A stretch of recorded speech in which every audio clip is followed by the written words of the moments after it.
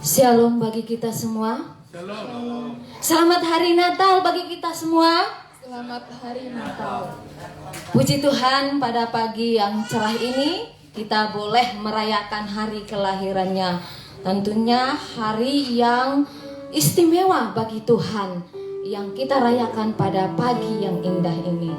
Saudara-saudara yang terkasih, seperti biasa sebelum kita mulai ibadah kita, mari kita persiapkan hati kita untuk fokus dalam beribadah, memberikan yang terbaik di dalam ibadah untuk bertemu dengan Tuhan. Kita boleh untuk menonaktifkan ataupun silent HP kita supaya kita lebih fokus lagi di dalam ibadah kita. Saudara-saudara yang terkasih di dalam Tuhan Yesus Kristus, mari kita memulai ibadah kita pada Minggu 25 Desember 2022 dengan tema berkat bagi yang menerimanya. Kiranya berkat nanti kita terima melalui kesaksian firman Tuhan yang disampaikan hambanya. Kami juga mengucapkan selamat hari Natal untuk saudara-saudara yang terkasih yang mengikuti secara online. Tuhan Yesus memberkati. Mari Bapak, Ibu, saudara-saudara yang terkasih, kita siapkan hati kita untuk menghadap kepada Tuhan melalui nyanyian, pujian, doa, dan persembahan kita. Kita boleh bersaat teduh sejenak. Saat teduh dimulai.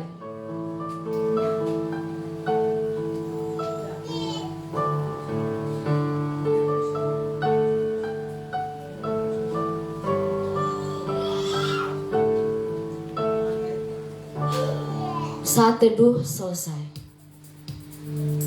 Saudara-saudara yang terkasih, hari ini adalah hari Tuhan, hari kelahirannya.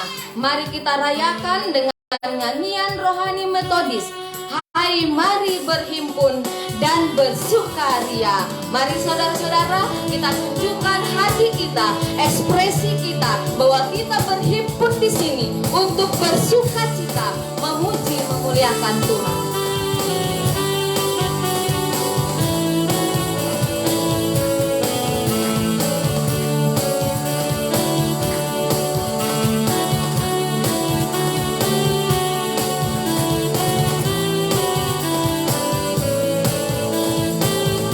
Mari berhimpun dan bersukaria. Hai, mari berhimpun dan bersukaria. Hai, mari semua ke Betlehem. Lihat yang lahir, Raja bala sorga, sembah dan sembah dan puji Dia.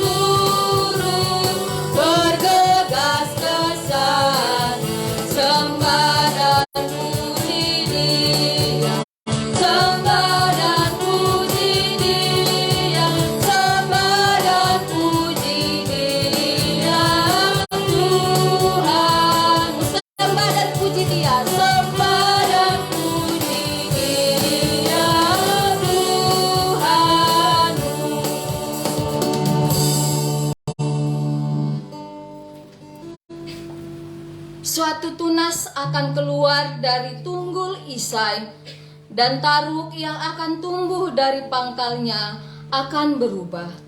Tuhan ada padanya roh hikmat dan pengertian, roh nasihat dan keperkasaan, roh pengenalan dan takut akan Tuhan.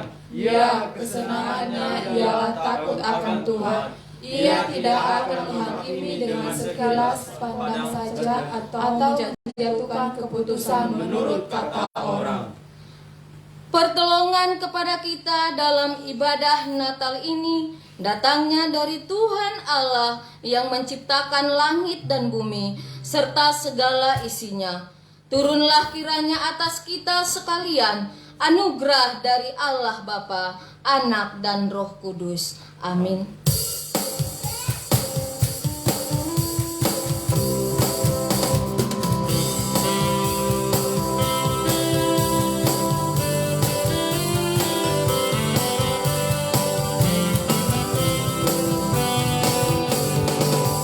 Selamat datang Yesus Tuhanku, yang rumahmu ada kamu di dalam dunia.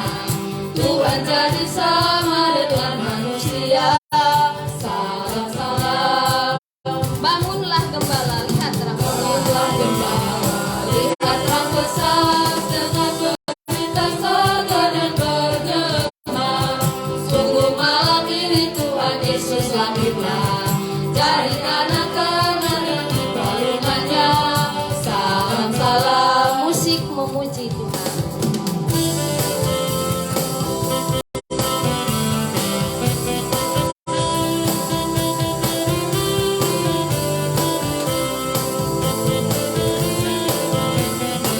Mari kita nyanyikan ayat 3 dan akan undang untuk bangkit berdiri.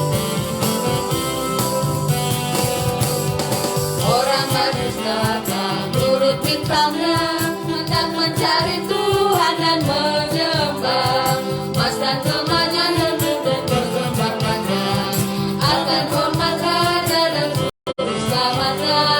Salam salam.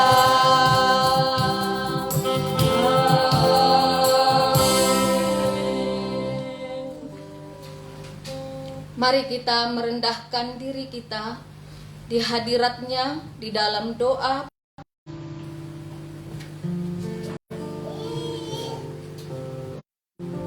Kami berikan secara pribadi untuk berserah kepada Tuhan bahwa kita ini adalah manusia yang tidak sempurna di hadapannya, tapi Tuhan yang baik menginginkan kita untuk sempurna di hadapannya. Mari kita mengaku dosa-dosa kita yang mungkin menyakiti hati Tuhan, menyakiti hati sesama kita. Kita serahkan kepada Tuhan bahwa kita adalah manusia yang berdosa, dan kita bangga bahwa ada juru selamat sebagai penebus dosa kita, yaitu Tuhan Yesus Kristus.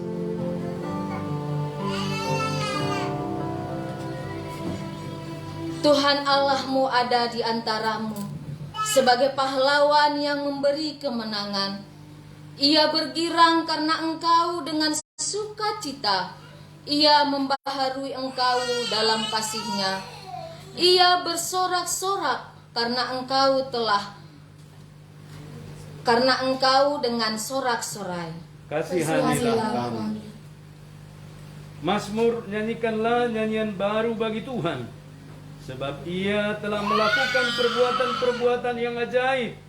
Keselamatan telah dikerjakan kepadanya oleh tangan kanannya, oleh lengannya yang kudus. Kasihanilah kami. Tuhan telah memperkenalkan keselamatan yang daripadanya, telah menyatakan keadilannya di depan mata bangsa-bangsa. Kasihanilah kami. Ia mengingat kasih setia dan kesetiaannya terhadap kaum Israel. Segala ujung bumi telah melihat keselamatan yang daripada Allah kita. Kasihanilah kami.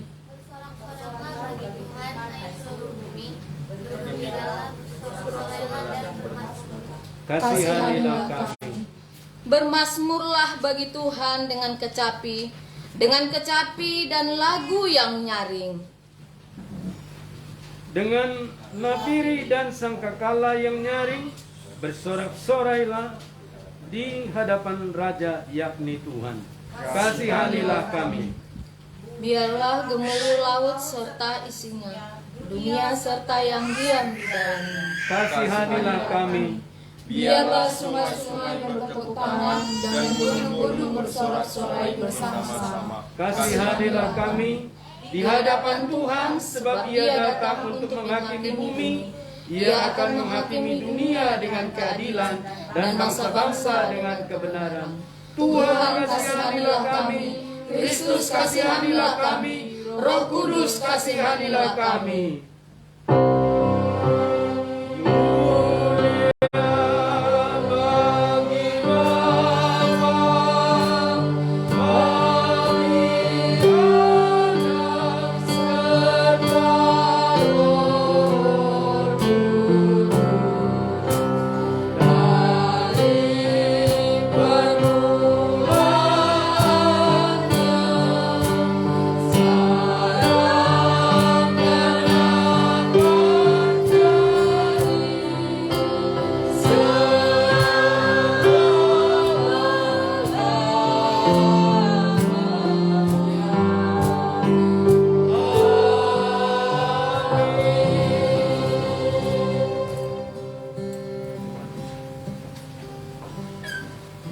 Tetapi ketika nyata kemurahan Allah, Juru Selamat kita, dan kasih-Nya kepada manusia.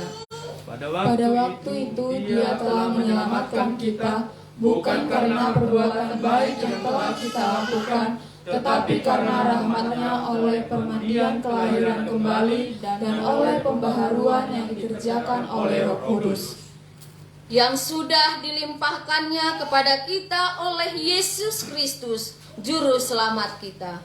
supaya kita sebagai orang yang dibenarkan menerima hidup yang kekal, harapan kita.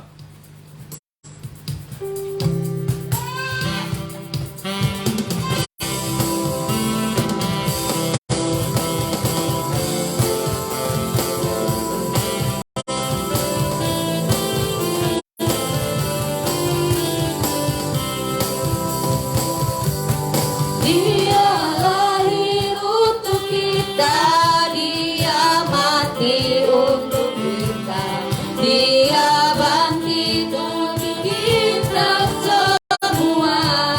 Dia itu Tuhan kita, Dia itu Allah kita. Tuhan kita, Dia itu Allah kita. Dia Raja di atas segala raja. Mari kita katakan, Dia itu firman Allah. Itu firman Allah yang turun ke bumi. Dia jadi sama dengan manusia. Haleluya.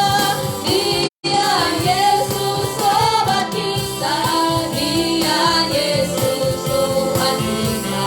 Sang penebus juru selamat dunia.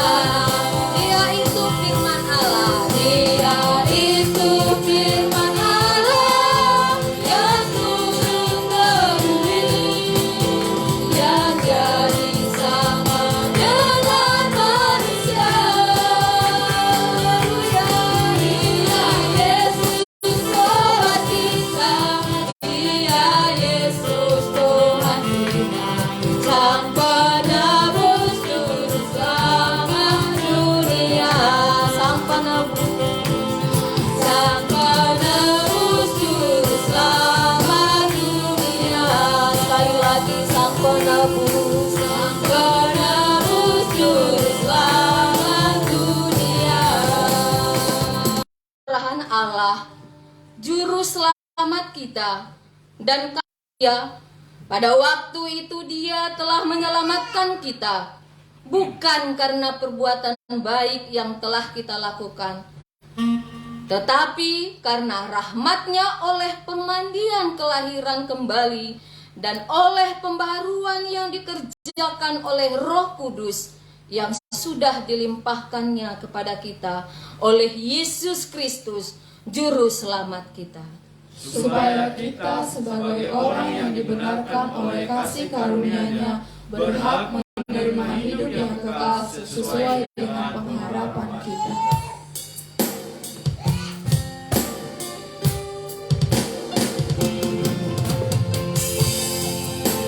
Seperti palungan, kita mau meminta supaya kita dilayakkan hati kita untuk menyambut Tuhan. Seperti palungan.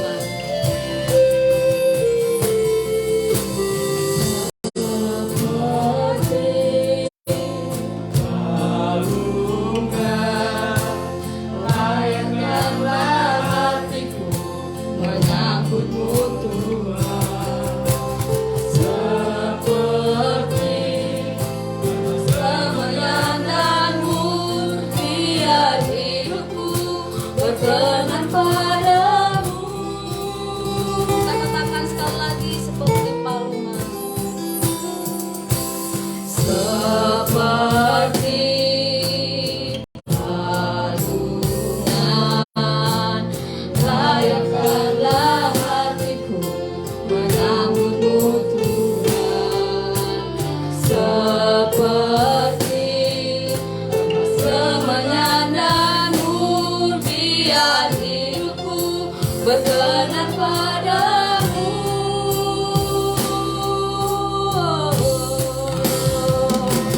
Sebab Natal tak akan berarti tanpa kasih-Mu. Lahir di hatiku hanya bersama-Mu, Yesusku, rasakan selalu indahnya Natal di hatiku. Bersama paduan suara, bersama paduan suara surga ku bernyanyi kemuliaan di tempat mahali. Haleluya. Dan damai sejahtera di antara manusia yang hidupnya berkenan kepadamu.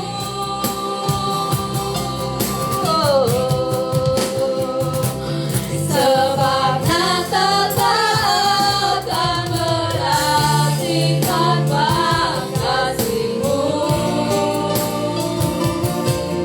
Lahir di hatiku hanya bersama-Mu, Yesusku, rasakan selalu indahnya Natal di hatiku.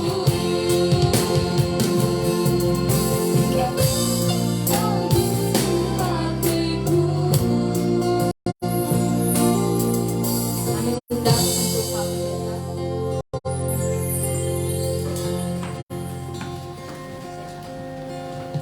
Kita berdoa. Natal tidak akan pernah berarti ya Tuhan jikalau Engkau tidak lahir di hati kami dan di hidup kami. Natal akan menjadi semarak seperti perayaan-perayaan duniawi lainnya ketika Engkau tidak dirajakan dalam hidup kami. Oleh karenanya Bapa di sorga, tolong dan berkati kami mengerti kedalaman firman-Mu yang dituliskan ribuan tahun yang lalu, tetapi hidup sampai dengan hari ini bagi kami. Tolonglah kami semua Bapa, jikalau ada kuasa lain yang mencoba mengganggu kami menerima firman-Mu, kami hancurkan, patahkan kuasanya dalam nama Yesus. Dan Engkaulah yang bertahta di tempat ini, sehingga kami semua diberkati, baik hamba yang menyampaikan maupun jemaat yang menerima. Dalam nama Yesus kami menyambut firman-Mu. Amin. Shalom Bapak Ibu, saudaraku yang mengasihi Tuhan. Pertama kami ucapkan selamat Natal untuk kita semua. Kita adalah orang yang bersukacita sebab kita merayakan Natal. Dan apa itu Natal? Firman Tuhan ini akan menjelaskan untuk kita sekalian. Demikian firman Tuhan, saya akan membacakan untuk kita sekalian dari Injil Yohanes. Pasal pertama, ayat yang pertama sampai dengan ayat yang ke-14.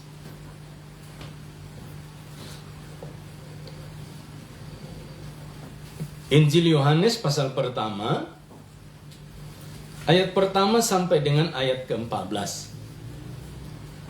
Mengapa anak sekolah minggu hari ini tidak bersekolah minggu dan duduk bersama orang tua? Supaya mereka kelak mengerti beginilah cara jemaat untuk beribadah.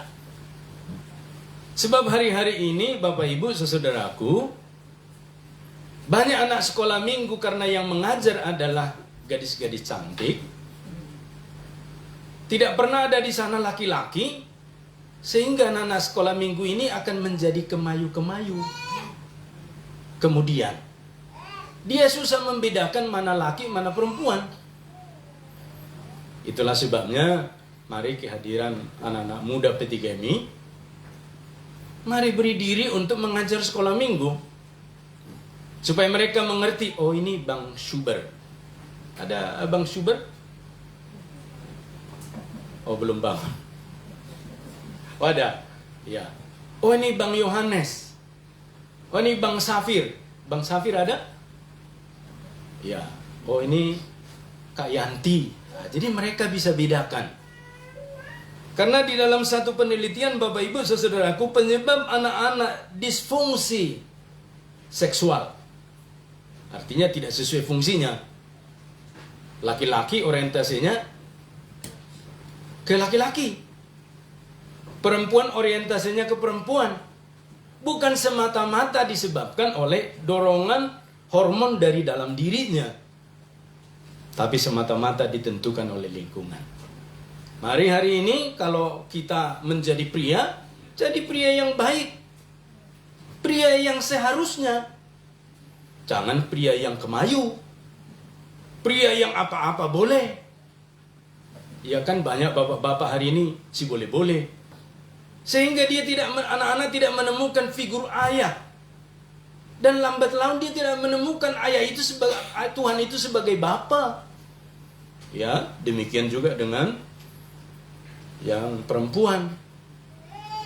Bercium-ciuman dengan sesama perempuan. Itu banyak kita dengar kasus-kasusnya. Karena dia tidak bisa membedakan mana laki, mana perempuan. Dia diciptakan sebagai perempuan yang seharusnya dia untuk laki-laki. Makanya dari kecil saya ajarkan anak saya, ini papa ya, laki, bapak. Ini mama, ibu, perempuan. Nah, berdiri kami, bedakan kami dua, saya bilang. Jadi dia harus menemukan perbedaannya. Amin Bapak Ibu. Nah hari ini kalau mempunyai anak-anak di rumah, jadilah ayah bagi mereka, jadilah ibu bagi mereka. Nah bagi kita yang menjadi anak, jadilah kita sebagai anak laki kalau kita laki-laki. Jangan laki-laki pengen pakai rok, ya. Terus yang perempuan pengen stronger seperti laki-laki. Harus sesuai fungsinya. Jadi kalau hari ini laki-laki tertarik dengan perempuan, katakan puji Tuhan. Kalau perempuan tertarik dengan laki-laki, katakan syukur haleluya. Karena di belahan bumi barat sana sudah jarang kita menemukan yang semestinya. Tapi hari ini kita berbicara semestinya. Apa yang Tuhan katakan kepada kita sebagai makna Natal. Berkat bagi yang menerimanya. Yohanes 1 ayat 1 sampai dengan 14. Demikian firman Tuhan. Pada mulanya adalah firman. Firman itu bersama-sama dengan Allah dan firman itu adalah Allah. Oh, ini luar biasa dahsyat loh para pemuda. Di sekeliling kita itu kan apologetik agama sebelah. Selalu mendekonstruksi iman yang benar menurut mereka. Sehingga kita pada posisi yang salah. Ia pada mulanya bersama-sama dengan Allah. Segala sesuatu dijadikan oleh Dia, dan tanpa Dia tidak ada sesuatu pun yang telah jadi dari segala yang telah dijadikan. Di dalam Dia ada hidup, dan hidup itu adalah terang manusia. Terang itu bercahaya di dalam kegelapan, dan kegelapan itu tidak menguasainya. Datanglah seorang yang diutus Allah, namanya Yohanes. Ia datang sebagai saksi untuk memberi kesaksian tentang terang itu, supaya oleh Dia semua orang menjadi percaya. Ayat ke-8. Ia bukan terang itu, tetapi ia harus memberi kesaksian tentang terang itu. Yohanes memberi kesaksian tentang Dia dan berseru, katanya, inilah Dia yang kumaksudkan ketika aku berkata, kemudian daripada aku akan datang Dia yang telah mendahului aku, sebab Dia telah ada sebelum aku.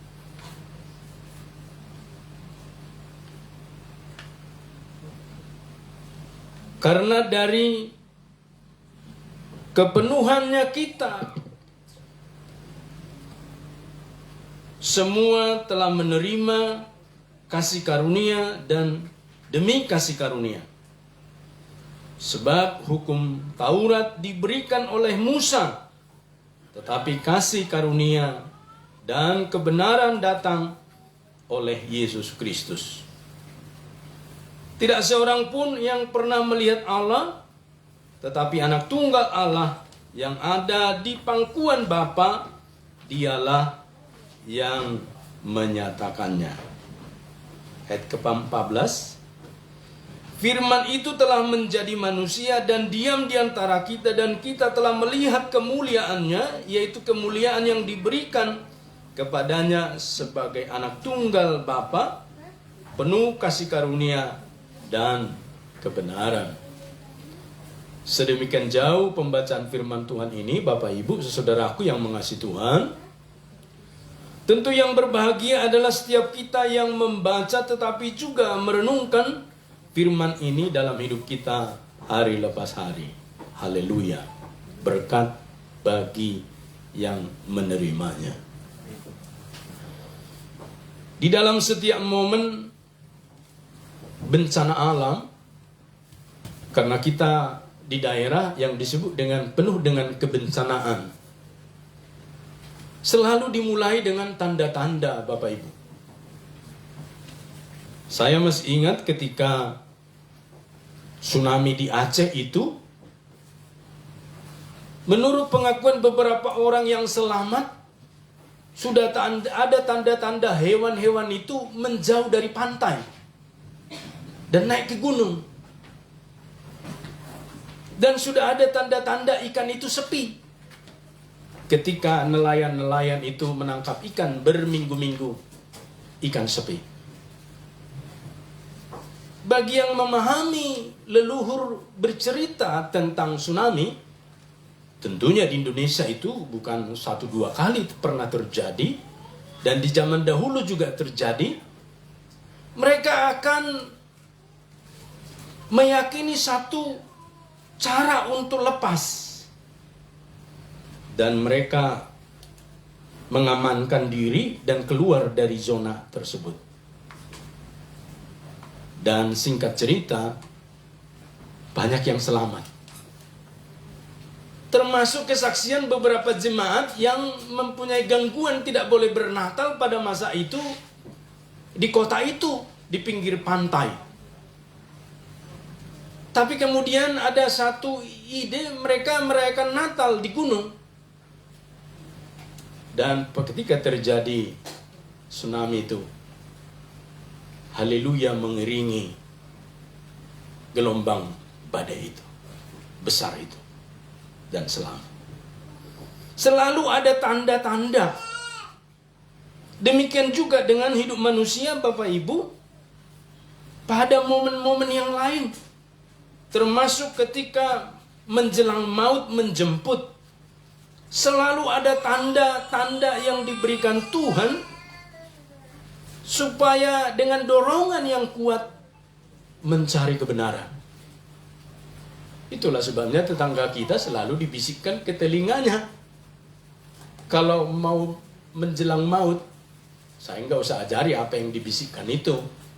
Dan itu tidak perlu kita bahas-bahas. Tetapi bagi kita, itu merupakan satu pertanda bahwa seseorang menjelang maut sekalipun Tuhan mau berbicara supaya dia mencari kebenaran. Dan banyak yang selamat. Karena sempat diceritakan Yesus kepada dia. Tetapi banyak juga yang tidak percaya. Itulah sebabnya bagi yang mempercayai selamat, dan itu berkat tentunya bagi mereka yang menerima. Tentu bagi yang tidak menerima, karena ketegaran tengkuk dan ketegaran hatinya, ia dapat diumpamakan seperti Firaun dan para serdadunya mati di laut mati itu. Karena tegar hati tidak mau melepaskan bangsa Israel dari Mesir. Demikian juga Bapak Ibu yang diamanatkan oleh nas firman Tuhan ini kepada kita hari ini. Menjelaskan tentang 3 hal. Yang pertama, bahwa Tuhan Allah itu bisa dikenali oleh manusia melalui kerelaannya menjadi manusia. Tuhan Allah dapat dikenali melalui kerelaannya sebagai manusia. Ini berita gembira atau ini berita buruk? Tentu bagi kita yang berdosa, yang tanda petik sudah ditentukan dari semula oleh Tuhan Allah mencapai keselamatan kita, ini berita gembira. Tapi bagi mereka yang ditentukan oleh Allah untuk binasa karena ketegaran hatinya, Bapak Ibu saudaraku, Tuhan tidak menginginkan kematian manusia permanen sampai kekekalan. Tuhan dengan berbagai cara mengasihi ciptaannya supaya mereka selamat. Tetapi ada yang disebut dengan ketegaran hati, seperti Firaun. Sebentar dia tersentuh oleh firman yang disampaikan oleh Nabi Musa, tapi sebentar berubah. Maka sampai 10 tulak atau 10 bala disampaikan kepada Mesir. Tidak ada efek apa-apa. Terakhir Bapak Ibu, dalam perintah yang ke-10 kematian anak sulung itu, dia merasa tersentuh sehingga bangsa Israel diizinkan pergi. Tapi ketika bangsa Israel sudah menjelang laut mati itu, menyeberang, dia merasa rugi. Rugi sekali kita bangsa Mesir ini. Nanti siapa yang jadi budak kita suruh? Siapa yang jadi ini dan itu? Budak-budak kita. Kejar lagi, dikejar. Semalam-malaman itu mereka mengejar di Laut Merah itu. Tapi kemudian bangsa Israel lewat, diketuk lagi laut itu dan tertutup. Mati semua prajurit dan juga Firaun yang mengejar itu. Bapak Ibu saudaraku, satu pengalaman yang kita dapatkan dari banyak orang di dalam hidup mereka, tidak dengan kerelaan mengenal Tuhan dengan lebih baik. Tentu bagi kita itu berita itu kegembiraan karena kita terpilih. Tetapi bagi dunia di sekitar kita itu adalah kebodohan. Firman Tuhan kepada jemaat Korintus menuliskan itu. Salib dengan segala pemberitaannya kebodohan. Maka hari-hari ini banyak TikTok berbicara tentang kebodohan. Jadi jangan dijawab-jawab kalau kita tidak mempunyai iman yang kuat. Ayat 1-5 dituliskan oleh Rasul Yohanes untuk menjelaskan hakikat Tuhan Allah. Tuhan itu punya hakikat. Sama seperti kita mempunyai hakikat, tetapi hakikat kita kan kefanaan. Hakikat Tuhan Allah itu adalah kekal. Bagi Tuhan itu kan dulu dengan sekarang sama. Makanya waktu itu kan dibagi dua. Ada yang disebut dengan waktu Kronos, itu waktunya kita di dunia atau manusia. Kronos ini selalu maju, tidak bisa mundur. Itulah sebabnya saya pengen muda lagi, usia 25 nggak bisa. Ya, ada orang tua saya dengarkan, saya pengen lah lebih semangat seperti usia 25 tahun. Percaya Tuhan nggak? Percaya, nggak bisa. Tuhan sudah menyatakan kita ini Kronos maju terus sampai game over, sampai Tuhan menjemput, sampai kita berhenti. Tetapi bagi Tuhan yang di atas sana, Bapak Ibu, dari Alfa Omega kekal, waktu itu bagi Dia sama aja. Itulah sebabnya disebutkan bahwa Tuhan tidak dibatasi oleh ruang, waktu, dan gerak. Kita yang terbatas. Hakikat Tuhan Allah itu adalah roh. Roh tidak bisa dilihat dan tidak bisa interaksi fisik. Dengan kata lain, manusia tidak bisa bertemu dengan Tuhan Allah jikalau bukan karena Tuhan Allah yang dengan rela mau memberi dirinya dikenal oleh manusia. Makanya hari ini kita bersyukur mengenal Tuhan Allah. Tetapi di tetangga sebelah kita mereka berjuang mau bertemu dan mengenal Allah, tidak bertemu. Pasang toa banyak-banyak. Berseru minimal 5 kali sehari. Gus Dur menyatakan mereka adalah umat yang paling jauh. Ada yang lebih dekat, panggil Om. Om Swastiastu. Tapi orang percaya lebih dekat, Bapa. Lebih dekat sekali.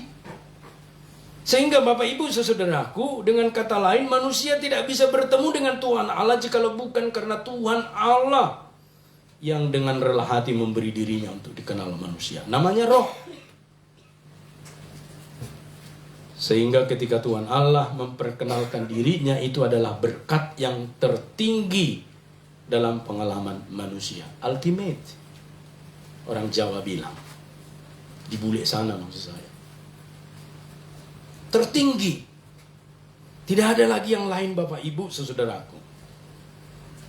Itulah sebabnya pada ayat 1 dan 5 ini, di dalam pembukaan Injil Yohanes ini, nyata sekali hakikat Tuhan Allah itu yang diperkenalkan, ditonjolkan. Ayat yang pertama inilah yang disebut dengan Natal.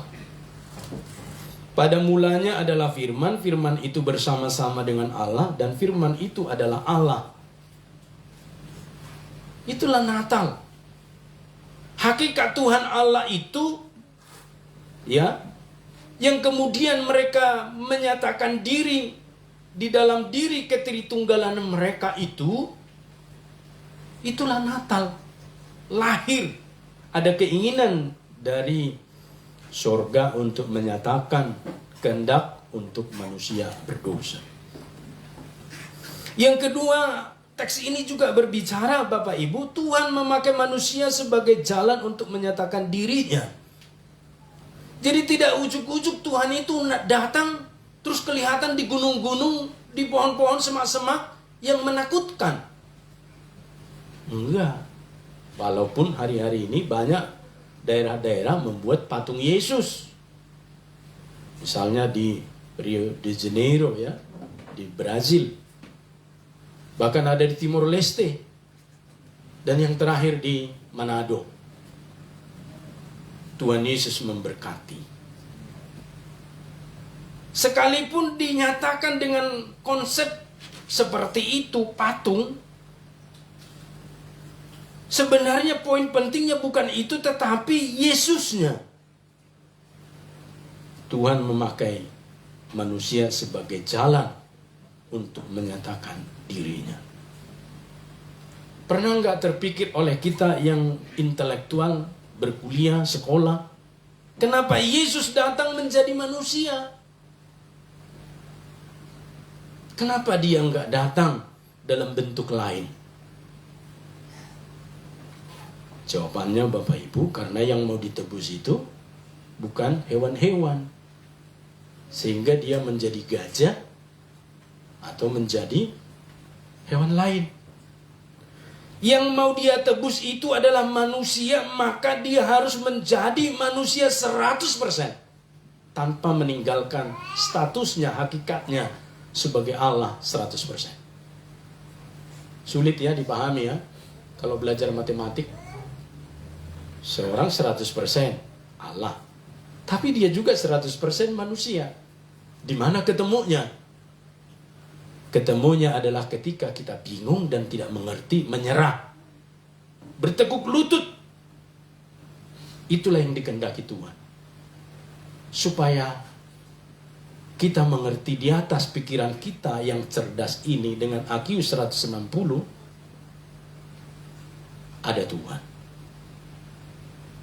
Jadi mengajarkan kita kepada saat ini, berarti berbicara tentang Natal adalah berbicara tentang sesuatu misteri. Saya diberkati dengan khotbah tadi malam. Siapa yang menyampaikan khotbah tadi malam, Warni? Pendeta Irwinda. Good. Dapat hadiah, ya. Nanti tolong panitia Natal kasih dia hadiah. Oke. Dia dapat menjawab pertanyaan dengan tepat. Ada 3 poin kelihatan tadi malam disampaikan. Poin yang pertama apa? Rian? Lupa. Tidak dapat hadiah ya? Saya sebenarnya mau kasih hadiah sepeda. Tapi dia sudah punya sepeda Bapak Ibu. Ya? Tapi hadiah lain nanti saya kasih. Bapak Ibu saudaraku yang mengasihi Tuhan. Mengingatkan kita hari ini, Tuhan Allah itu memakai manusia. Ayat 6-8. Di sini dipakai Yohanes Pembaptis sebagai saksi untuk mendahului pelayanannya. Yohanes Pembaptis membuka jalan untuk pelayanan Tuhan Allah di dalam Yesus Kristus.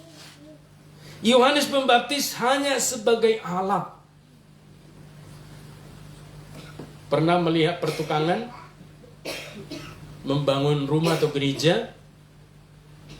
Saya pernah ditempatkan di satu tempat membangun gereja. Dan kemudian lantai 3. Itu di Jakarta Pusat. Bangunan yang pertama dirubuhin oleh alat-alat berat. Lalu mulai dikerjakan dari bawah, dicor, naik 1 lantai, 2 lantai, 3 lantai. Tidak kelihatan pacul atau martil yang menggedor-gedor yang pertama itu. Menghancurkan. Atau yang memasang itu. Tidak kelihatan alat-alat itu lagi. Yang kelihatan sekarang, gedungnya yang megah. Lalu kemana alat-alat itu? Ya ada yang dijual ke tukang butut. Kalau sudah habis fungsinya. Ada mungkin kececer di mana-mana ketika tukang itu sedang mabuk. Dia kan mabuk seperti ke tempat depan gereja kita ini. Ketinggalan alat tukangnya di situ. Bertambahlah alat tukang orang, berkuranglah alat tukang dia. Karena lupa diri maksudnya. Jadi artinya alat itu dipakai kemudian atau tidak dilupakan atau berjasa atau dicatat dalam rekod itu nanti, nggak terlalu penting. Yang penting itu hasil kerjanya sudah nyata. Seperti rumah ini. Ada lihat martilnya menggedor paku? Ada lihat gergajinya yang memotong kayu? Nggak ada lagi kelihatan. Bahkan orangnya pun kita tidak tahu di mana lagi. Tapi hasilnya sudah nyata. Yohanes dapat diibaratkan seperti itu. Yohanes Pembaptis itu menyatakan jalan untuk Tuhan Yesus. Lalu Yesus berkarya. Dan dalam karya itu bukanlah karya yang kita inginkan bersama secara manusiawi. Tanda petik manusia. Sebab banyak anak-anak sekolah minggu kecewa dengan Yesus karena mati di kayu salib. Saya pernah ngajar sekolah minggu. Tuhan kita itu, saya ajarin mujizat-mujizat ini dan itu. Lalu kemudian ditangkap. Lalu ada anak sekolah minggu laki-laki. Saya kecewa, kenapa dia bisa ditangkap? Kan Tuhan. Lalu kenapa sampai disalibkan? Kan bisa dia lawan. Wah, ini idenya murid ini. IQ-nya tinggi sekali. Tidak berterima. Militan berarti dia kan. Tapi kemudian perlu bimbingan. Kita bimbing dia, Yesus itu harus mati. Begini ceritanya. Hukum Taurat Yahudi menyatakan begini. Dia harus menjadi manusia dan harus mati menggantikan. Namanya si Alex dan saya. Baru dia manggut-manggut. Bukan berarti Bapak Ibu orang-orang anak sekolah minggu kita yang kreatif dengan firman Tuhan, cerdas, lalu kita katakan sesat. Saya termasuk dulu sekolah minggu yang gak terima. Ketika guru sekolah minggu itu berkata begini, itulah Kain tidak terima persembahannya.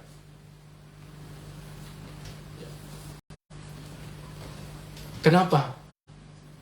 Guru sekolah minggu saya itu menyebut karena api persembahannya tidak lurus ke atas. Dalam hati saya kan karena saya anak petani. Ketika saya membakar rumput-rumputan kan ada kalanya angin datang. Tidak ke atas asapnya. Tapi melebar kemana-mana. Ini guru. Kalau pas pada waktu itu angin datang, masa si Kain yang harus kita salahkan? Tidak terima saya.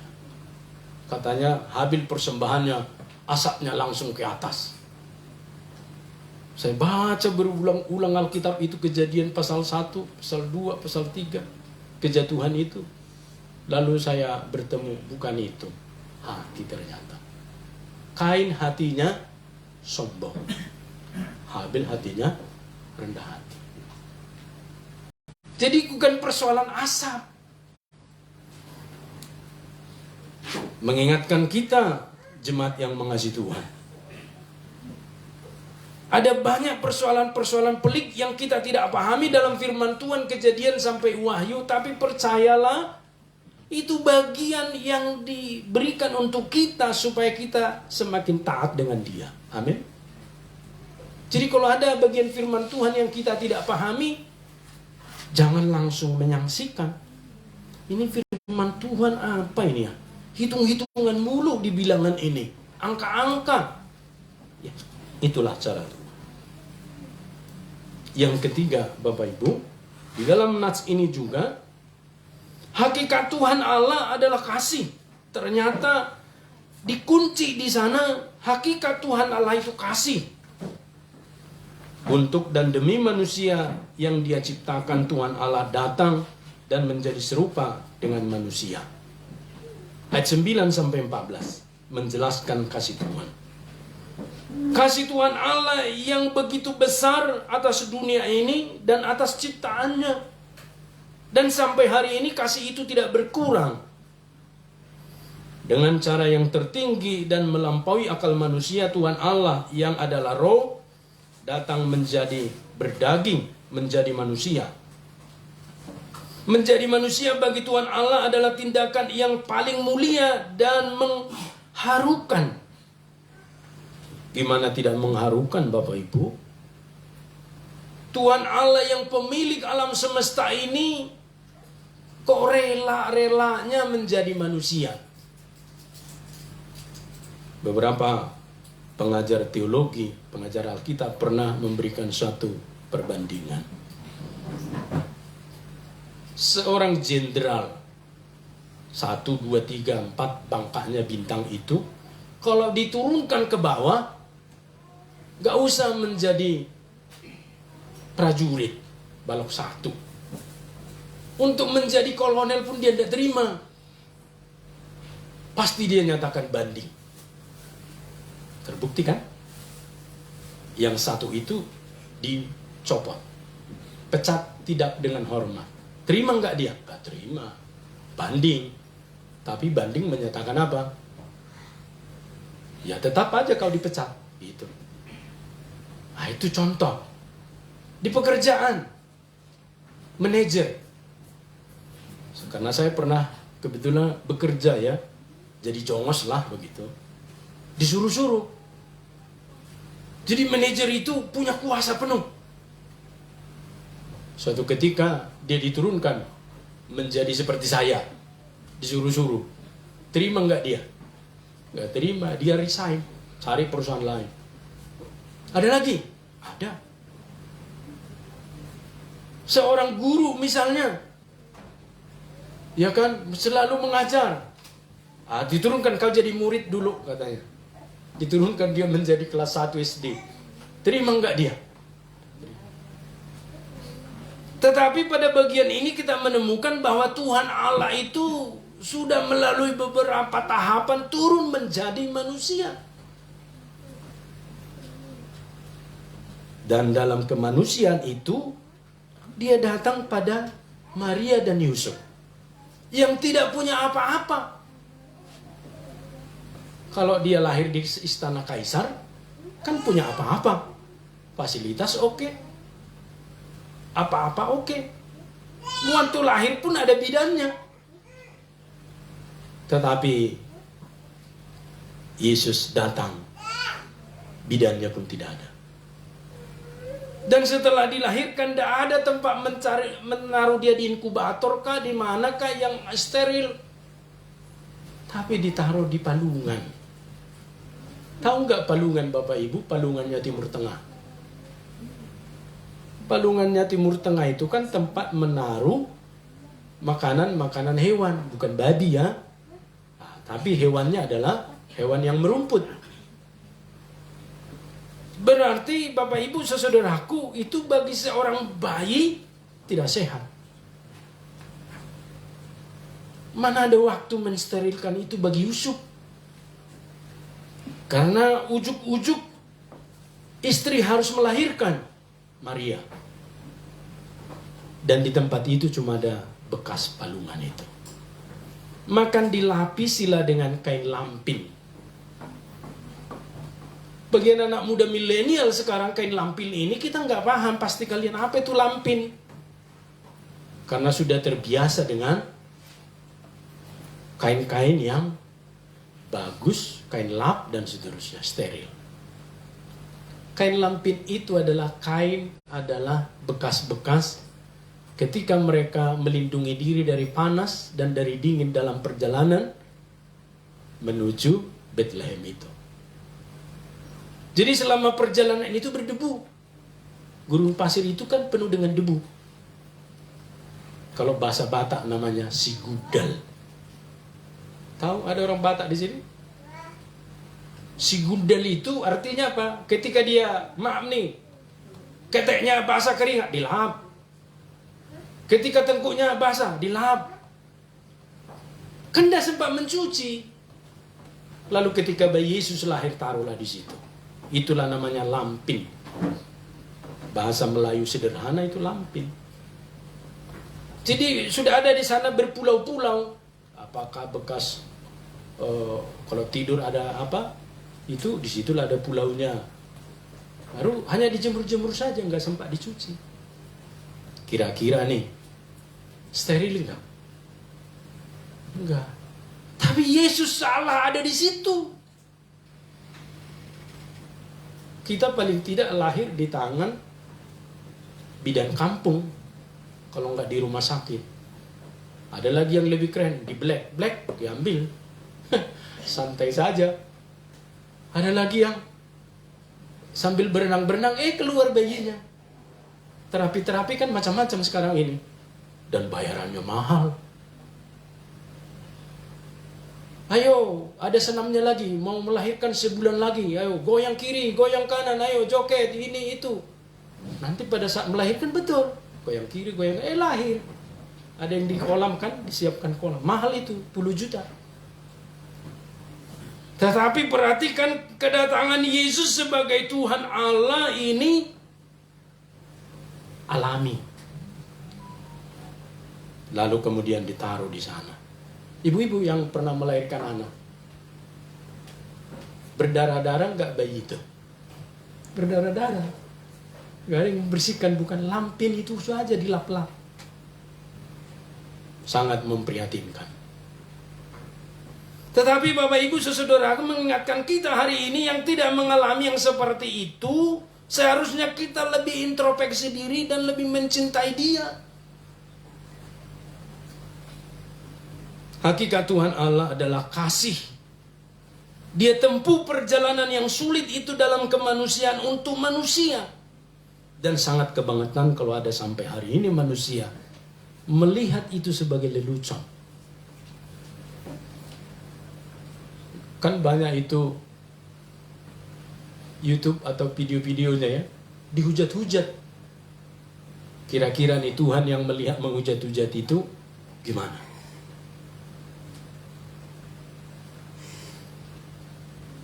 Ayat 9-14 menjelaskan kasih Tuhan Allah yang begitu besar atas dunia ini. Makanya disebut dalam Injil Yohanes 3:16. Karena begitu besar kasih Allah akan dunia ini, sehingga Ia telah berarti sudah selesai, perfect, bukan imperfect. Mengaruniakan anaknya yang tunggal. Jadi anaknya yang tunggal ini sebenarnya diterjemahkan ini dalam bahasa Indonesia sehari-hari. Mengaruniakan dirinya, mendedikasikan dirinya. Wah, ini saya perhatikan bahwa Tuhan Allah itu penuh kasih. Sehingga pada bagian ini dituliskan supaya setiap orang yang percaya kepadanya tidak binasa. Ini good point. Berarti dengan kata lain Bapak Ibu Saudara, ketika kita merayakan Natal, kita harus percaya sebenarnya Tuhan Allah itu tidak mau memberikan satu penanda perpisahan dengan mereka yang tidak percaya kepadanya. Dia merindukan mereka selamat. Tetapi faktanya, inilah yang terjadi karena mereka melihat jalan yang ditempuh oleh Tuhan Allah itu tidak masuk pikiran mereka. Berarti Bapak Ibu Saudaraku, bagi kita yang mempunyai akal pikiran atau orang-orang lain yang pikirannya terlalu melihat ini sebagai jalan yang tidak bisa kita pahami, maka seharusnya kita berlutut. Tuhan, saya tidak mampu lagi mengerti ini. Ampunilah saya yang bodoh ini. Kan harusnya begitu ya. Kan seringkali kita berpikir mesti dapat kita pahami dan mengerti. Makanya kan ada lagunya, ajarku Tuhan mengerti jalan-jalanmu Tuhan. Tidak bisa kita mengerti satu semester selesai untuk seumur hidup. Tidak bisa kita saat teduh sebulan terus selesai seumur hidup. Tidak, setiap hari. Khotbah saya di P3MI, ada yang masih ingat? Tensis itu, apa tensis bahasa Yunani ya? Alkitab ini, auris. Satu peristiwa yang terjadi di masa lampau, ketika dipraktekkan hari ini kuasanya sama. Maka Bapak Ibu Saudaraku, bagi kita, firman Tuhan itu selalu baru setiap hari. Saya udah berpuluh kali ya mengkhotbahkan dari Injil Yohanes 1 ayat 1-14 ini. Di dalam catatan laptop saya itu berbagai versi khotbah itu. Tidak sama. Saya pun pernah bertanya pada Tuhan, Tuhan kok nggak sama? Saya kan copy paste aja. Copy tahun lalu, khotbah tahun lalu, 10 tahun lalu. Tinggal saya print, saya khotbahkan lagi. Tuhan katakan, tidak begitu. Dekat denganku. Nanti saya akan berbicara kepada engkau. Maka hari-hari ini Bapak Ibu Saudaraku, Natal berarti berbicara tentang Tuhan selalu memberikan kita cita rasa yang baru. Amin. Jadi Natal tahun lalu berbeda. Kebahagiaannya dengan tahun ini. Pasti. Belum lagi cerita dompet kita. Tebalnya tahun lalu segini. Tahun ini segini. Ada yang makin tebal, ada yang makin tipis. Betul ya Pak Padang ya? Iya. PNS apalagi belum dapat ke-13 kan? Saya hafal betul. Karena jemaat kita kan ada PNS, ada TNI, Polri, ada macam-macam. Bahkan kepala preman juga pernah ada jemaat kita. Dan dia selalu duduk paling depan.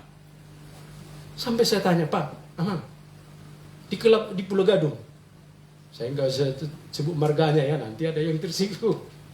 Kenapa Amang kalau ibadah ini kan tempatnya para sintua, para majelis? Enggak, saya mau dekat dengan Tuhan. Bila perlu saya di bawah salib itu Pak Pendeta katanya. Jadi dia mau ibadah dekat salib ini. Saya bilang nggak lazim begitu.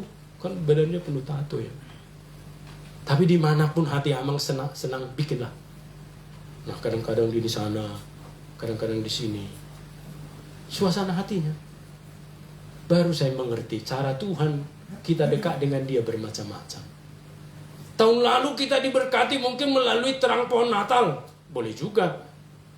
Tahun lalu kita diberkati oleh puji-pujian yang menyentuh hati kita dan menyemangat satu tahun itu. Puji Tuhan. Tapi ada juga Bapak Ibu, karena seseorang dan lain segala macam.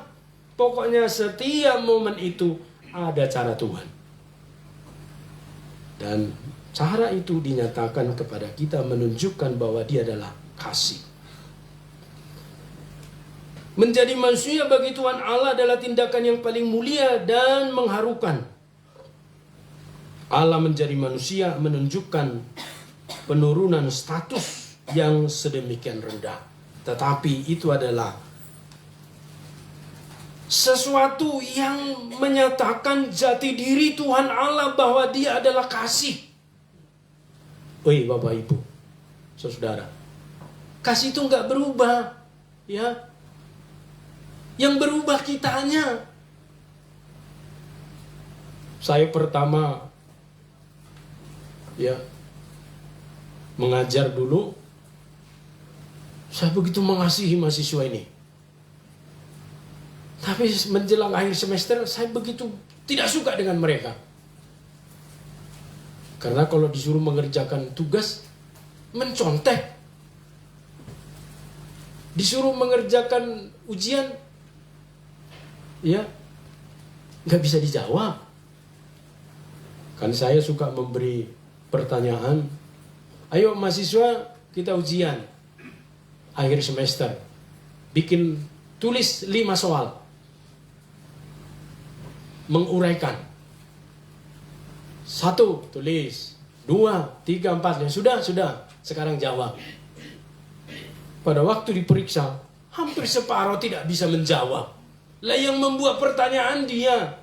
Lah kok nggak bisa dia jawab. Konon lagi kalau saya yang membuat pertanyaan, bisa dia pusing 7 keliling untuk menjawab. Mengingatkan kita Bapak Ibu, harusnya kasih saya kepada mereka kan tetap. Walaupun pribadi mereka berubah-ubah. Amin. Kan diantara pertemanan ini ada kalanya kita baik. Enak-enak gitu. Apalagi kalau kopi bareng di Starbucks. Oh semua di situ mimpi buruk hilang otomatis. Tapi pas keluar dari Starbucks, mimpi buruk datang lagi. Jadi Bapak Ibu Saudaraku, acap kali kita seperti itu, kasih itu ikut berubah. Di sini kita menemukan Tuhan Allah dalam kasih-Nya tidak berubah. Sekalipun dia Tuhan Allah yang di kekekalan itu menjadi bayi Yesus, kasih-Nya tidak berubah. Dan hari ini kita belajar dalam amanat khotbah ini. Jika Tuhan Allah yang sedemikian rupa datang menjadi manusia, maka demonstrasi Tuhan Allah itu menjadi tanda sekaligus seleksi bagi manusia yang akan menerima keselamatan. Dengan kata lain, berkat yang menerimanya apabila melihat kemuliaannya. Ayat 14 itu tadi disebutkan. Bapak Ibu, firman itu telah menjadi manusia dan diam di antara kita, dan kita telah melihat kemuliaan. Satu hal yang didambakan oleh manusia yaitu mengalami kemuliaan atau hadirat Tuhan Allah. Itu fakta. Contohnya Maria mengalami hadirat Tuhan Allah. Yusuf mengalami hadirat Tuhan Allah. Para gembala di padang Efrata mengalami hadirat Tuhan Allah. Murid-murid Tuhan Yesus mengalami hadirat Tuhan Allah. Dan semua gereja sampai hari ini mengalami hadirat Tuhan Allah. Dan sampai hari ini semua manusia merindukan pengalaman bersama hadirat Tuhan Allah. Bukankah tetangga kita sebelah sampai berjuang supaya menemukan hadirat Tuhan Allah? Dia menundukkan, mengetok-ngetok jidatnya ke lantai supaya menemukan titik hitam di jidat itu, dan semakin besar titik hitam itu, ada satu kebanggaan. Bukankah demikian Bapak Ibu? Tetapi bagi kita yang di dalam Tuhan Yesus, hadirat Tuhan Allah bukanlah dengan cara menyiksa diri seperti itu. Hadirat Tuhan Allah adalah kita melihat kemuliaannya. Kemuliaan itu kita temukan ketika kita merayakan Natal. Natal artinya Tuhan Allah datang ke dunia dan kepada kita setiap pribadi. Yang kedua juga dikatakan di sana ayat 12 mengalami kuasa. Ayat 12 ini menjelaskan bahwa semua orang yang menerimanya diberinya kuasa. Hari-hari ini bukankah kuasa yang mau dicari orang? Ketika Ukraina dan Rusia berperang sampai hari ini, apa yang mereka perebutkan? Perempuankah? Emaskah? Atau apa? Ternyata yang mereka perebutkan adalah kuasa. Yang satu lebih unggul, yang lain harus menjadi orang yang tunduk kepada yang punya kuasa. Kenapa kita pengen menjadi presiden? Kenapa orang-orang pengen menjadi gubernur, wali kota, camat, lurah, bahkan RT? Karena ada kuasa di sana. Apa-apa tanda tangan RT, apa-apa tanda tangan RW. Bahkan untuk mendirikan rumah ibadah pun mesti ada persetujuan RT. Entah kapan itu mau dimulai. Masa orang beribadah mesti persetujuan RT? Beribadah kan hak asasi. Yang diatur itu cara beribadahnya. Jangan beribadah di jalan raya merayakan Natal. Dari jalan Esparman depan sampai ke ujung. Ya otomatis nggak bisa lewat truk-truk yang membawa logistik ke Palangkaraya. Ya terganggulah di sana kan. Itu etisnya. Makanya gereja-gereja nggak pernah beribadah di jalan raya. Amin. Karena kita tidak mau mengganggu kepentingan umum, karena Tuhan mengajarkan kepada kita hidup yang teratur. Kemuliaan Tuhan itu tidak ditentukan oleh gebiar-gebiarnya, demonstrasinya. Mau di televisi itu sepi tentang Natal, tidak masalah, kita santai aja. Sekalipun pemilik televisi itu, stasiun televisi satu-satunya setahu saya orang Kristen. Santai aja. Tidak diucapkan juga selamat Natal kepada kita, jangan sakit hati, santai aja. Karena pada waktu Yesus datang melalui kesaksian orang Majus, Raja Herodes marah. terjadi pembunuhan massal anak-anak. Tapi Yesus santai aja dibawa mengungsi ke Mesir. Berarti bagi kita di dalam merayakan Natal ini adalah kuasanya. Kuasa yang dimaksud adalah kuasa yang menjadikan setiap orang yang percaya menjadi murid Tuhan Yesus. Murid, tidak hanya mengikut. Apalagi mengikut Yesus sebagai ikut-ikutan. Ada yang ikut-ikutan? Kalau ada yang ikut-ikutan, nanti pulang ke rumah, berdiam diri di kamar, tanya dulu pada Tuhan. Tuhan, kenapa saya ikut-ikutan? Ketika CRT itu percaya kepada Tuhan Yesus, daripada saya sendiri tidak percaya, saya ikutlah. Jangan begitu. Ikut Yesus. Saya beberapa hari ini membuka YouTube tentang kehidupan Kristen di Iran. Lalu mereka merayakan Natal. Di tengah begitu himpitan kepada mereka, tetapi eksis sampai hari ini. Apa rahasianya? Begitu juga dengan saudara kita di Mesir.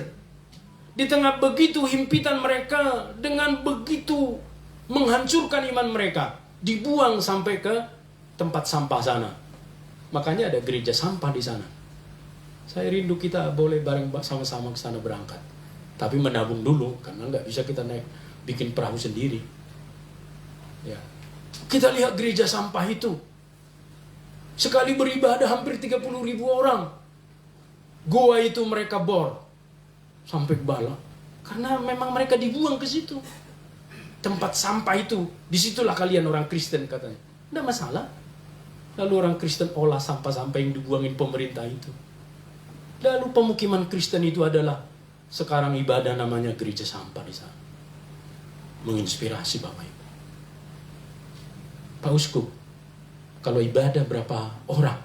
Oh, sampai penuh. 30.000 orang. Pernah lihat ibadah 30.000 orang? Pernah mengikuti ibadah bersama 30.000 orang? Kalau bukan karena keteraturan kan tidak kedengaran suaranya. Mari kita berdiri. Kalau yang satu ngobrol-ngobrol mana kedengaran? 30.000 orang. Luar biasa Bapak Ibu.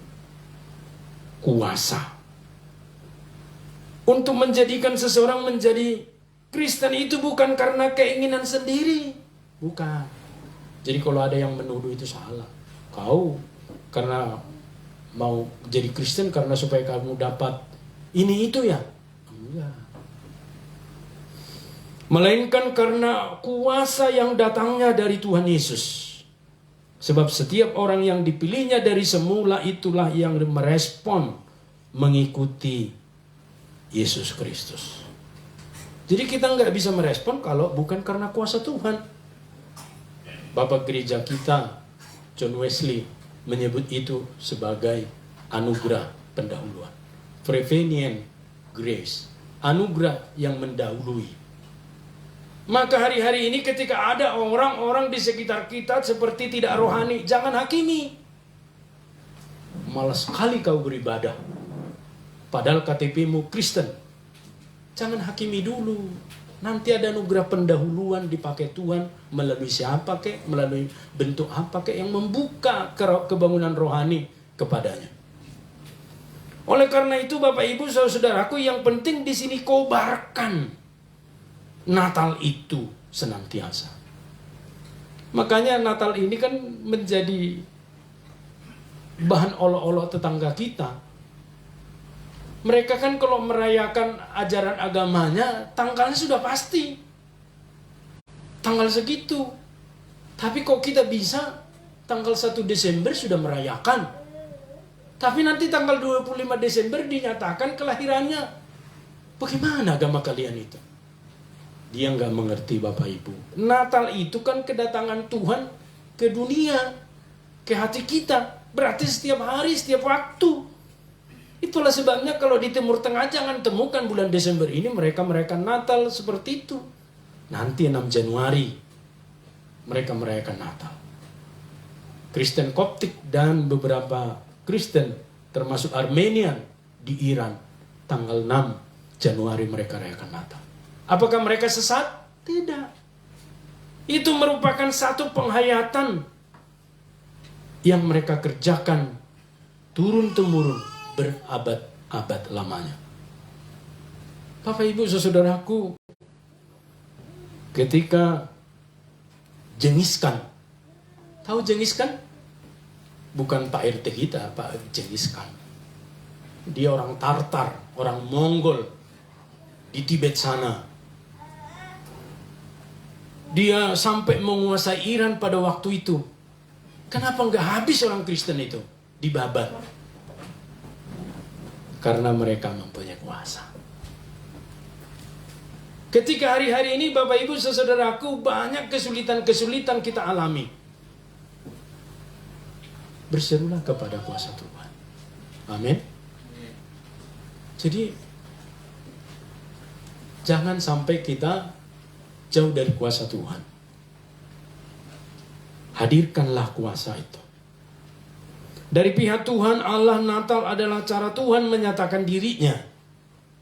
Dari pihak manusia, Natal adalah tawaran anugerah yang melampaui kebahagiaan. Ada yang menawarkan nih, melampaui yang kita minta. Hanya orang yang kurang bijak yang tidak bisa menerimanya. Kebahagiaan sejati adalah manusia dapat merespon Natal tersebut. Maka Natal adalah kebahagiaan. Disimbolkan dengan pohon Natal sekalipun plastik. Ini kan plastik ya. Memang jadi karena plastik kan tahan lama, evergreen. Yang disimbolkan dari pohon-pohon pinus di tengah iklim 4 musim. Kan dah habis. Nggak mati. Tapi nanti setelah selesai salju itu segar kembali. Artinya apapun yang menimpa hari ini segar. Ada masalah hari ini? Ada yang nggak punya masalah hari ini? Ada yang punya masalah tetapi tidak punya masalah. Apapun masalahnya hari ini, segar dengan Natal. Karena dari pihak Tuhan Allah, Allah menyatakan dirinya melalui Natal. Dari pihak kita manusia, Natal adalah tawaran. Responlah. Maka nanti ketika pulang dari tempat ini, menghadapi problem, persoalan, pergumulan, hidupkanlah kuasa Natal itu. Amin. Oh ingat, evergreen. Dan yang kedua, Natal adalah harta kita yang paling berharga. Sebab itu jaga dan rawatlah dengan baik. Ada yang setelah merayakan Natal, terus pohon Natalnya dibakar, pasti disimpan kembali bukan? Supaya tahun depan dipasang kembali. Kalau di beberapa tempat Bapak Ibu mereka rawat pohon pinus setelah selesai ditanam lagi. Pada suatu perayaan Natal diangkat kembali ke tempat itu. Boleh kita praktekkan gereja kita seperti itu. Nanti Januari kita beli pohon cemara atau pohon pinus, kita tanam dalam satu wadah. Kita siram terus-terusan. Lalu ketika Natal, angkatlah dia ke tempat ibadah. Setelah selesai Natal, taruh di tempat tanah tadi. Sebab itulah cara kita menghargai, memelihara Natal itu. Merawat Natal itu seperti kata pendeta Eka Dharma Putra almarhum. Natal itu akan menjadi tumpul dan tidak bermakna ketika engkau tidak bahagia menyaksikan, mendemonstrasikan hidupmu.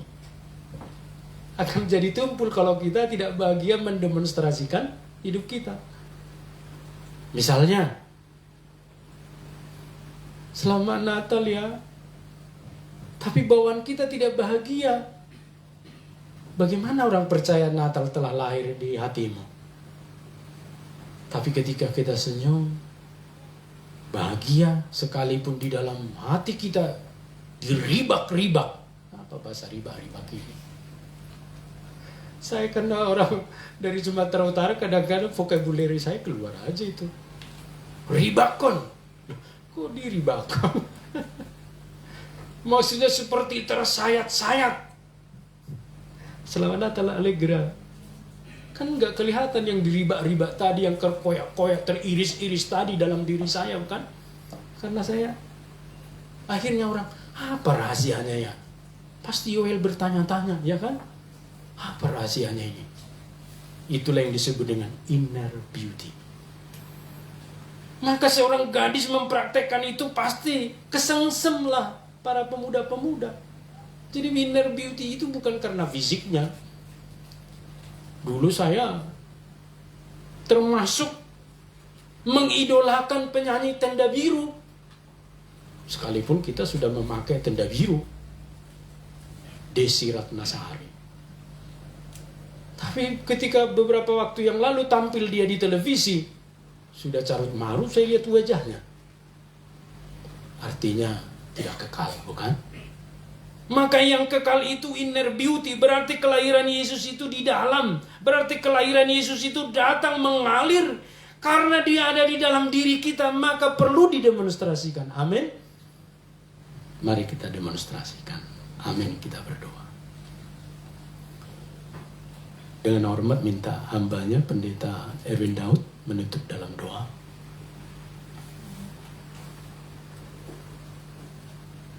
Bapa di surga, pagi ini kami bersyukur kalau setiap kami boleh mendengar dan merenungkan kebenaran firman ya Tuhan dari Injil Matius pasal 1 ayat 1 sampai dengan ayatnya yang ke-14 yang mengungkapkan tentang keberadaan Allah yang maha tinggi, tapi dengan merendahkan diri menjadi manusia untuk menyelamatkan setiap kami orang-orang yang berdosa. Kami mengucap syukur ya Tuhan karena setiap kami boleh mendapatkan satu anugerah yang luar biasa yang tidak mungkin kami kerjakan dengan kekuatan, Amin. dengan kepintaran, dan dengan apapun juga yang ada pada kami. Tapi semata-mata ini adalah anugerah Tuhan yang Tuhan berikan secara gratis kepada setiap kami. Amin. Karena begitu besarnya kasih Allah kepada kami. Maka Tuhan, Engkau rela datang ke dalam dunia ini untuk menebus kami dari dosa-dosa kami. Terima kasih Bapa, kebenaran firman Tuhan yang sudah disampaikan. Tuhan juga berkati hamba-Mu Pendeta James Damani yang sudah berjeri lelah di dalam mempersiapkan renungan pada pagi hari ini. Terima kasih Bapa, kami berdoa dan bersyukur di dalam nama Tuhan Yesus. Amin. Terima kasih Pak Pendeta. Mari Bapak Ibu kita bangkit berdiri, kita menyatakan pengakuan iman kita sesuai dengan pengakuan iman Nisea Konstantinopel. Aku percaya kepada satu Allah, Bapa yang Maha Kuasa, Pencipta langit dan bumi, segala yang kelihatan dan tidak kelihatan, dan kepada satu Tuhan Yesus Kristus, Anak Allah yang tunggal, yang lahir dari Sang Bapa sebelum ada segala zaman, terang dari terang, Allah yang sejati dari Allah sejati, diperanakkan bukan dibuat, sehakikat dengan Sang Bapa, yang dengan perantaranya segala sesuatu dibuat, yang telah turun dari surga untuk kita manusia dan untuk keselamatan kita, dan menjadi daging oleh Roh Kudus dari anak darah Maria, dan menjadi manusia yang disalibkan bagi kita, di bawah pemerintahan Pontius Pilatus, menderita dan dikuburkan, yang bangkit pada hari ketiga sesuai dengan isi kitab-kitab, dan naik ke surga, yang duduk di sebelah kanan Sang Bapa, dan akan datang kembali dengan kemuliaan, itu menghakimi orang yang hidup dan yang mati, yang kerajaannya takkan berakhir. Aku percaya kepada Roh Kudus yang jadi Tuhan dan yang menghidupkan, yang keluar dari Sang Bapa dan Sang Anak, yang bersama-sama dengan Sang Bapa dan Sang Anak disembah dan dimuliakan, yang telah berfirman dengan perantaraan nabi-nabi. Aku percaya satu gereja yang kudus dan am dan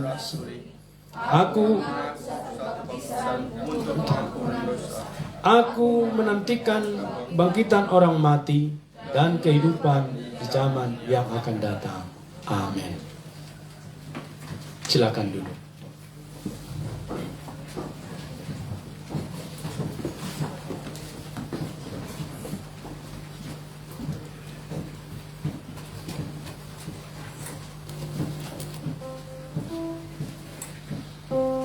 Natal adalah kesaksian kita untuk menyatakan cita rasa baru, memperbaharui hati kita untuk lebih dekat kepada Tuhan, sumber berkat bagi kita semua. Amin. Kita mendengarkan persembahan pujian dari anak kita, Putri.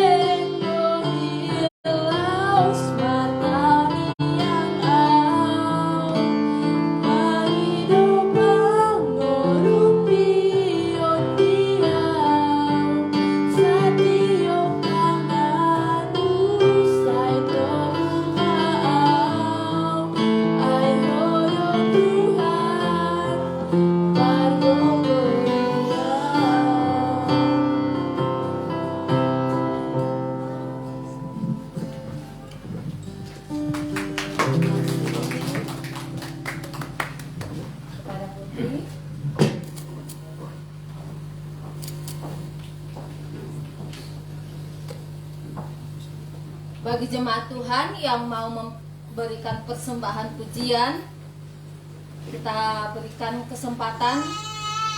Mungkin ada dari jemaat untuk secara spontan hari ini mau menyatakan kasih Tuhan di dalam hidupnya.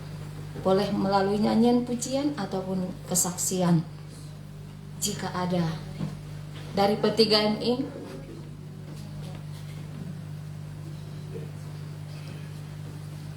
Baik, puji Tuhan. Kita akan menyerahkan persembahan kita yang terbaik bagi Tuhan sebagai bukti bahwa kita sudah menerima berkat dari Tuhan berlimpah-limpah oleh kasih-Nya dan penyertaan Tuhan selama hidup kita. Untuk persembahan kita yang mau kita berikan, sebab segala sesuatu adalah dari Dia dan oleh Dia dan kepada Dia. Bagi Dialah kemuliaan sampai selama-lamanya. Mari kita menyerahkan persembahan kita sambil memuji Tuhan dari nyanyian rohani metodis 234. Hai dunia, gembiralah.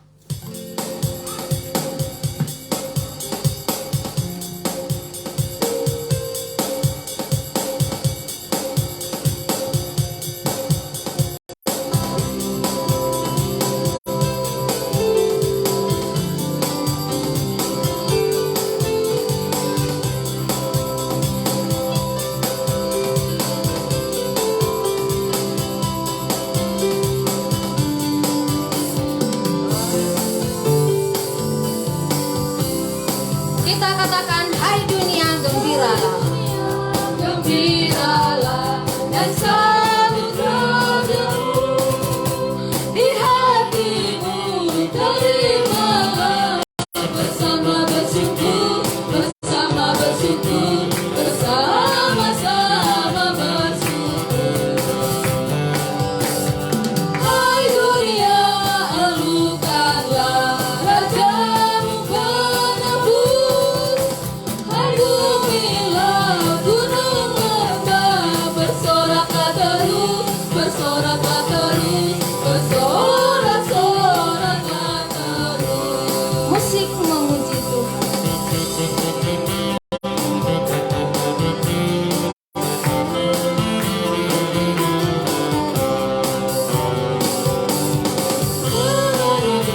Sama datang di ladang dunia, sejahtera penuh berkat, berlimpah selamanya, berlimpah selamanya, berlimpah-limpah selamanya.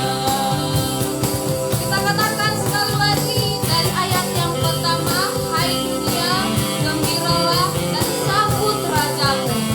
Dan kita wujud nyatakan dalam hati kita juga menyatakan Berkati dan Kalsel secara khusus agar banyak juga pos pelayanan berdiri kelak di Kalimantan Selatan, menjangkau bersama gereja-gereja yang ada untuk melayani Tuhan, dan terutama agar ada melayani untuk suku Banjar secara khusus.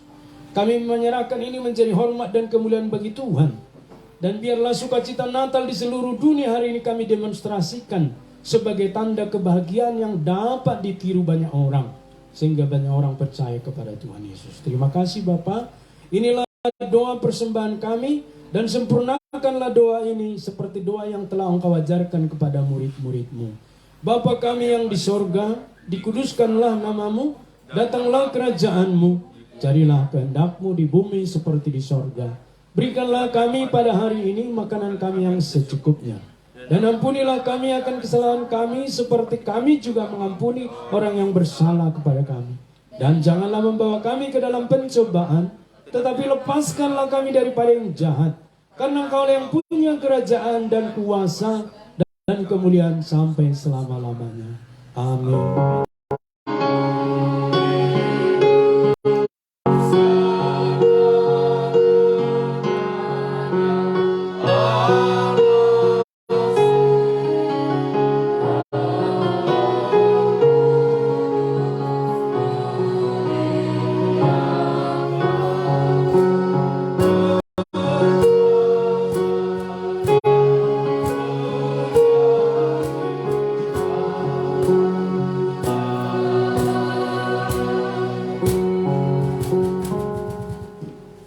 Harapkanlah hatimu dan terimalah berkat Tuhan. Tuhan memberkati engkau dan melindungi engkau. Tuhan menyinari engkau dengan wajah-Nya dan memberi engkau kasih karunia. Tuhan menghadapkan wajahnya kepadamu dan memberi engkau damai sejahtera dari sekarang, besok, bahkan sampai selama-lamanya, sampai Yesus datang kedua kalinya. Amin.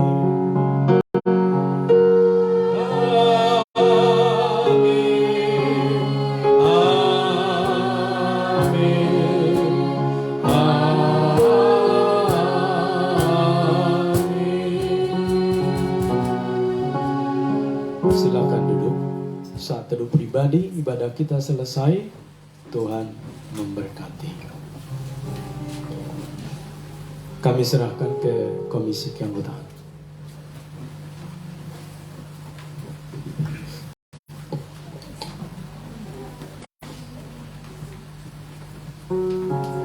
Salam bagimu sekalian, dengan duduk di tempat kita bersalaman. Kepada yang berulang tahun akan